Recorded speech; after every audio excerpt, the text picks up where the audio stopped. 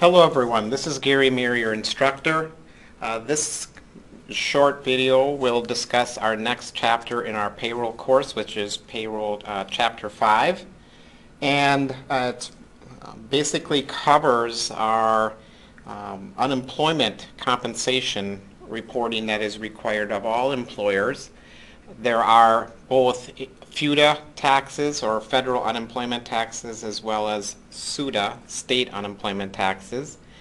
And in some instances, employees do contribute a portion of their pay to SUTA for state unemployment, but in Wisconsin that is not a requirement. But you'll see that when you go through some of your problems where there is a small percentage that is taken out for state unemployment taxes.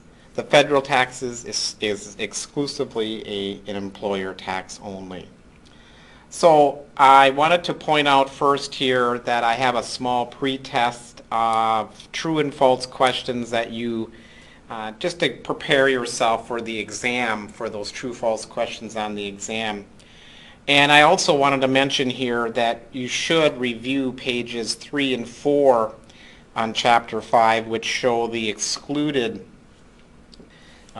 compensations and so forth from federal unemployment taxes. And also, if you turn to page 7 and 8 of your book for Chapter 5, there's some more that are excluded or included in the unemployment compensation tax for FUTA again, for federal income tax, for federal unemployment tax, sorry. So just review these true or false and let me know if you have any questions. I do make notes on some of them, why they're true or when they are true. Like for question number 2 here, I say that only if it's a non-corporate will this be true. That means they're basically self-employed, right? They're not a corporation. And as I go through here, I make notes on some of the other ones, like when is Form 940 due? It's not due on the 15th, it's due to be filed by the 31st of January. And the form itself is actually an annual form only. Unlike Form 941, which is the federal income tax, Social Security tax form that's due quarterly, the unemployment one is due just once a year. There are some terms that are also discussed in the chapter. One is called dumping. Basically, it is a way to minimize the state unemployment, the SUTA tax rate. If you are working in a construction type company, because of the layoffs that they do have more of in winter when construction is slowed, their unemployment rate, the state SUTA rate, is higher for those individuals. And in some cases, there have been instances where companies dissolve and then start up again to get a new lower rate. So that's what dumping is. And it is illegal in all cases. So just kind of be aware of that. Partners, remember, partners in a partnership, they are not considered employees. So their wage, they should not be getting a wage. They would only get a draw, and that draw is not subject to unemployment, right? It's not an expense, so to speak. So that's why it's false. So just take a look at those and go through those. If you have any questions, please let me know. Also, with the federal unemployment tax now, when we reach a liability, federal taxes, unemployment taxes, over 500, you have to pay that in. So every quarter, remember our quarters, March 31st, June 30th, September 30th, and then finally December 31st. At each point, you determine whether your FUTA tax liability is greater than 500. If it is, you've got to pay it in. At the end of the 4th quarter, obviously any tax that is still owed, even if it's below 500, because it's the end of the year, you have to pay it in at that point. Question 2 revolves around voluntary contributions. that is for state unemployment, you can pay in extra to the state. Wisconsin is called the Department of Workforce Development. You can pay extra to them to get a lower SUTA rate. That is acceptable. Basically, once a year, the state of Wisconsin will send out a letter to an employer saying, hey, based on your reserve, how much money you have in your account, your tax rate for next year is 5%, 6%, whatever the case may be. And at that point in October or November, you can say, hey, I want to contribute more into my reserve account to lower my rate for all of next year. And that's the goal with these voluntary contributions. And then on question 3, I actually have information to fill out a form. Question 3 is similar to what you'll see on the exam. So we have a state rate of 3.5 based on the first 8,000.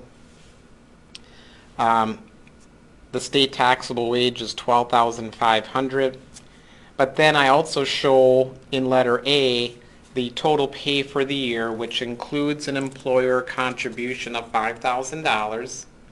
And then also I want to show the amount paid in excess of $7,000. Remember, with federal unemployment, the wage cap is always at 7. So once an employee reaches that level of wages during the year, there is no longer a FUTA tax on their wages. So looking at what we have for taxable pay for each quarter, 32 in the first, 28.4, and so forth, I come up with 105,000 taxable FUTA wages. Now this is the amount that should be shown on line 7 of Form 940. 940 being the federal unemployment tax annual report, right? This is done once a year. And in addition to those taxable wages, I've already multiplied it by the 0.6%. Its decimal equivalent is 0.006. And I come up with a total tax of 192 in the first quarter, 170 in the second quarter, and 157 in the third quarter. At that point then, if I add up these 3 quarters, I reach the 500 threshold, and at that point I have to pay in, right? I have to pay in that $519.60. And that is due the month following the quarter on October 31st. So that's why I have that payment on the right side there. So you will be asked not only to complete the form, but you may be asked, well, when is the first deposit owed? Well, in this case, it's owed after the third quarter because we've reached that $500 threshold. And then the $110.40 that we have in the fourth quarter, that's all that's owed. Since we ended the year, we have to pay that in on January 31st of the following year. So the amount in excess is the $45,000, right? And I simply got that by taking this 105 taxable amount. I know that the 155 here contains 5, so really I have 150 of actual wages paid, and the difference between the 150 and the 105 gives me the 45,000. That's the amount over the 7,000. So sometimes I'll give you that amount, and sometimes you'll have to compute it as you see here. So I'm going to jump to the form, the 940 form that I have for this particular problem. It's toward the end of my presentation here. And basically, I fill in the amounts, and this was a Minnesota company, so I put that here up on 1A, MN for their initials. This is the only state that they've paid wages in, so we don't have to complete the Schedule A here if I had a company working in multiple states or have employees in multiple states. So I can skip the rest of that and come down to here where I'm at box 3, total payments to all employees, including the employer paid $5,000 for their retirement. Now, this is not a withdrawal from the employee paycheck. This is simply an addition that the employer contributed to the employee on their behalf. Which in the problem, it said that that was in the 155,000. And I'm also going to show the excess over 7,000 on line 5.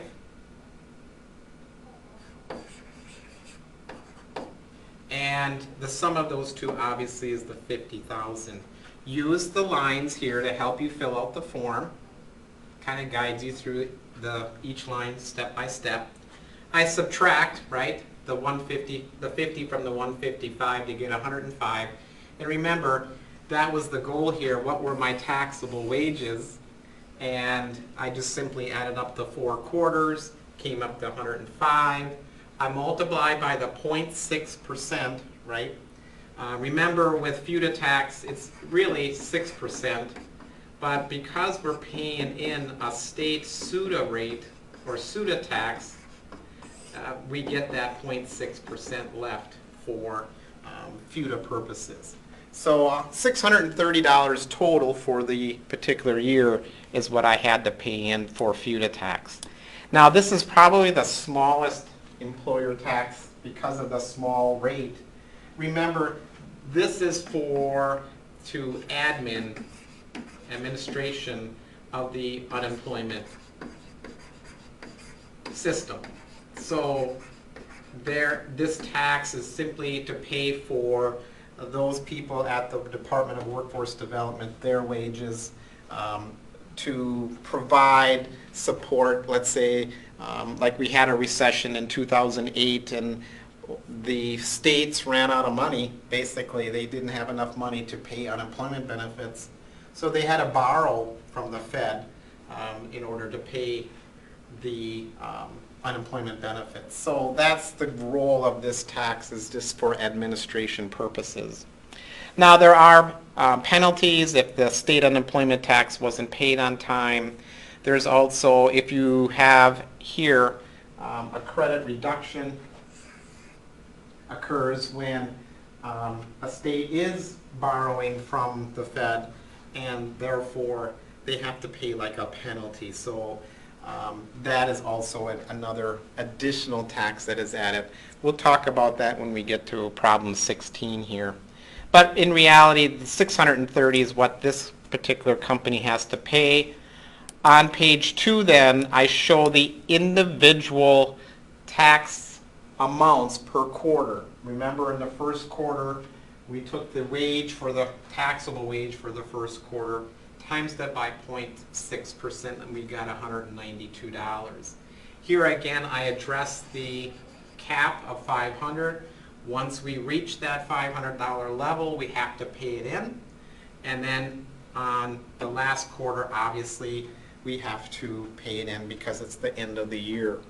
Now, this 630 has to equal line 12, and you can see that here must equal line 12. So if I go to the front page again, I come back, and that's what I show here. And I just complete the form on page 1 showing that, yes, this is matching my schedule on page 2, and yes, this is what I've deposited for the year and I owe nothing. And that's the goal with this form, is to show the IRS, hey, this is what I've had for my tax, and I've made my deposits on time. To complete this page, it's really simple. Just sign and date. Let's just assume this is 2019, right? So I'm going to get rid of that, make that a 9.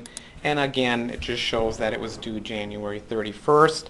There is some discussion also in the chapter about who can sign this form. Again, it has to be an officer of the company if it's a corporation, or the owner of the company if it's a self-employed person. If you're not any of those, you should never, ever sign these forms or any tax form in that regard. So this form is a little bit easier. This form 940 is a little bit easier to do than the 941. And remember, you'll do one of these also for your project and at the end of in chapter 7. So that will be done again in the future. So going back to some of our computations that you'll run into, going back to number 4 now, one of the big ones that you'll see in this unemployment computations is, remember that voluntary contribution for the state. This is only a state option. The Fed doesn't have it because it's such a low amount or low rate. So on page 537 of your textbook is problem 12A. Now I've changed some of the numbers to match what is actually on the problem. The average payroll was $850,000.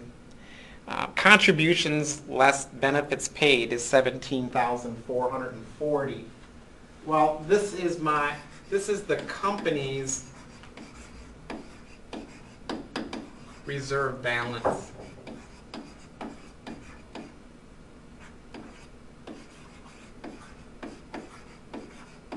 At the state. In our case, the Department of Workforce Development. It's DWD for the state of Wisconsin. So let's just assume that this is the balance in that company's reserve. So this $17,440 is there to pay out unemployment benefits to any employee that was laid off from your company. Rather low, but it's enough to make it such. Now, right now, the reserve ratio for this company is shown right here. So how do we compute it? So the reserve ratio is simply taking the amount in our fund, our reserve fund, and dividing it by the average payroll for this company. And the state determines that. The Department of Workforce Development computes this for each company every year, sends out a letter, here's your reserve ratio, and then based upon that reserve ratio, which is 2.05 if you go to your book, that lands where the employer's SUTA tax rate will be 4.9%. Well, at that point, when you get that letter from the State Department of Workforce Development, the company has an option. Well, if I put more money into my reserve, if I make a voluntary contribution, I can lower my rate for all of next year. So if I look at the reserve ratio table, the higher the ratio, the lower the tax rate. So my next ratio level is 2.2, but less than 2.4. If I get to that level of ratio or reserve, then my rate for next year is 4.6. Now that doesn't sound like a lot, but if you have a large payroll, it could be a huge difference. So what the question is going to ask is, how much money does this employer need to contribute in order to get to the next ratio amount? So in my computation here, if my next level, my next reserve ratio level is at 2.2%, I simply multiply that by the 850,000, gives me 18,700. I take that minus what I do have in my account, which is 17,440, and I can make a voluntary contribution today in October or November that will make my ratio reserve go up. If my reserve ratio goes up, hey, I'm going to get a lower rate for next year. So that's one of the computations that you might have to compute. What is this voluntary contribution? Well, in this case, it's $1,260. Now, there might be a second question to this problem. It says, okay, but is it worth it? should the company make that voluntary contribution. How much am I going to save if I do? Well, remember our tax rates. I'm going to switch colors here. I was at 4.9. Now if I make my contribution, I'll be at 4.6. That's a 0.3 savings. We assume that next year we're going to have more taxable payroll. Maybe we're expanding, maybe we're having more employees. At 980,000, this is letter D here. So in reality, I'm going to save in taxes all of next year 2,940. I made a contribution of 1,260 though, right, earlier. So my net savings for the entire year is 1,680. So in reality, yes, I should probably make this voluntary contribution. I'll save $1,680 in SUTA taxes by doing so. So that's kind of some of the computation. This is probably one of the more complex ones that you'll be doing. There's a couple in the problem. 12A, you'll have a 12B, obviously. There's going to be a 12A algorithmic one that you also will have to do these computations.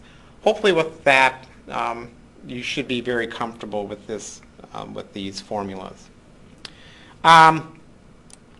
Next, I have a penalty computation, and really this happens when, let's say, an employer doesn't pay their SUTA tax on time or doesn't pay it at all. Well, at that point, you get a penalty on your FUTA return of 10%. So on the left here, I've got the penalty computation showing that 10%. And what it's based upon, which is very interesting, is it's based upon the SUTA amount that was not paid, right? So in this particular case, FUTA taxable wages were $134,500. SUTA wages were the same, so they probably had the same $7,000 wage cap. Remember, each state has its own wage cap, and there's a nice table in the chapter which shows every state and what their wage cap is. For Wisconsin, we're double the federal. We're actually at $14,000. So what does that mean? That basically says, hey, when I hire an employee, the first $14,000 are subject to SUTA taxes, right? State unemployment taxes. So each state is listed on page 513 and 514, and you can kind of look at the differences. There's quite a difference in range between states. So anyway, we're basing this on the SUTA tax. They're currently at 2.8%. They didn't pay any of it on time. They're going to get a 10% penalty for paying late, and that's simply added to the last quarter, because this is basically when you compute the penalty of $57 here. So they're going to add that to their last quarter deposit, basically, which in reality comes up to now $1,183. Now, where does this penalty show up on the form itself? Well, if I go to Form 940, page 1, it is located on line 10. So line 10 says, if you have, if some of your taxable FUTA wages you paid were excluded from state, or you paid any state unemployment tax late, put the penalty here. So here's the 10% penalty that would be added then to the form, and then you would add that also to your fourth quarter deposit here, because remember, this line here, this line 17, has to match line 12, and we have to add the penalty then on that last quarter payment. So that's kind of how it works in a nutshell. There is some discussion on that in the book about this penalty. So again, review it and let me know if you have any questions. Next we have what is the taxable wages or number of weeks needed for FUTA before FUTA is computed. And in this case, if you've paid somebody greater than $1,500 in a quarter or paid them over 20 weeks within a year, you have to file a 940 form. There's no choice. So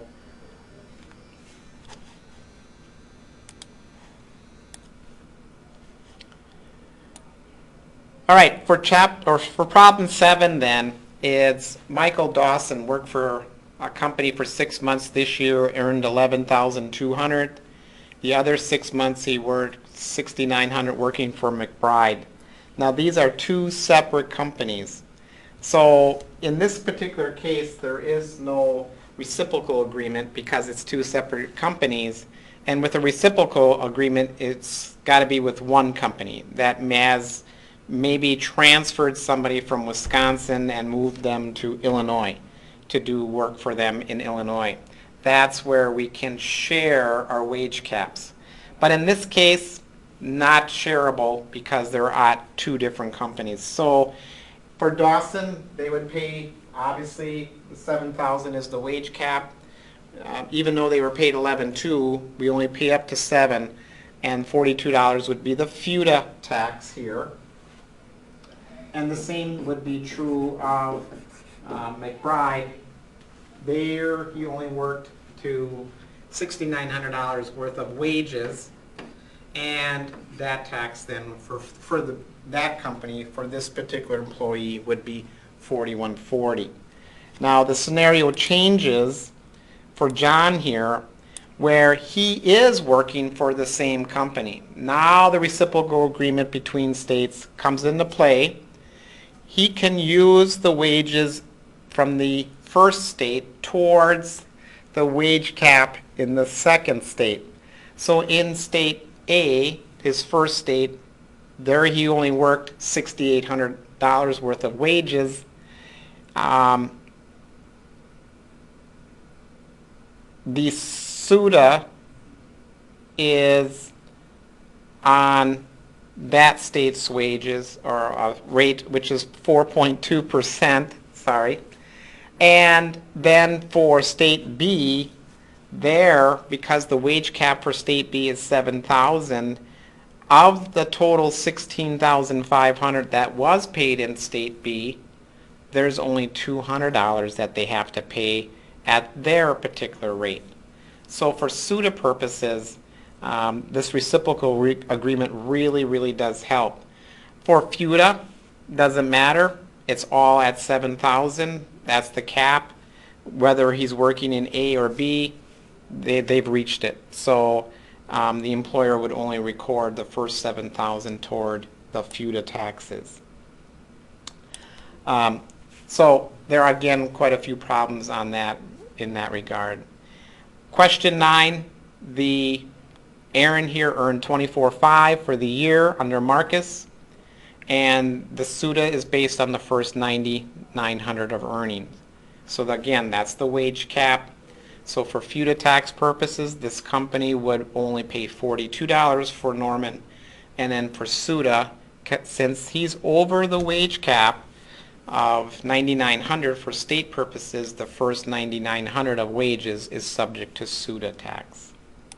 So there'll be some of those computations also on the test, and it's really testing your knowledge of, do you understand the wage caps and how it works? Remember, it's on the first 7 for FUTA, and then SUTA, we have to give you the wage cap because each state is different. On page 518 is another example of the voluntary contribution. I'll just let you review that on your own. I've also entered another formula or another problem here for your practice. In this particular case, again, what is the next level? 2.2 is the next level. If they hit that, then they'll have a reduction in the rate from, let's see, they're at 4.4. If they get to the next rate, they're going to be at 3.8. So it's another voluntary contribution. And is it worth it? And in this case, again, based upon what they expect to pay next year in taxable SUTA wages, there it is worth the savings, or it is worth the voluntary contribution.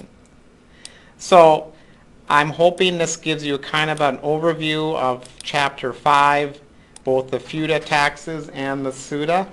And if you have any questions, just let me know. Oh, I do have here a quick little thing on problem 16, which shows this particular California has a credit reduction because they have borrowed. So I'm just showing some of the computations for problem 16. And this is what goes on line 11 of the form, showing that extra penalty. Now basically what happened here is this California company has to pay in more because the state of California ran out of unemployment benefits. And that's really what this is about. So if they run out of unemployment benefits, they have to borrow from the Fed. So the Fed is giving an extra penalty, so to speak, on their form here on Schedule A. So let me know if you have any questions, and have a great day.